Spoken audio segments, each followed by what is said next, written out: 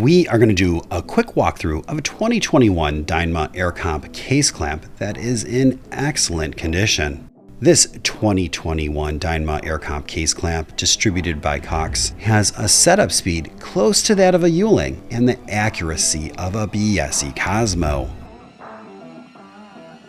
The vertical clamp is positioned on lineal rails by your operator in seconds.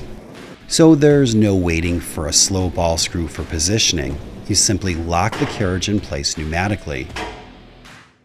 You then position your motorized horizontal clamp, which is also rather fast as well. And everything you're watching right now is in real time.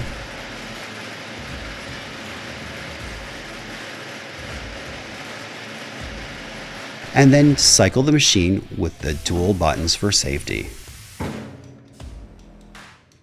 The majority of this clamp is pneumatically operated, with the exception of the timer and single motor to position the horizontal clamp.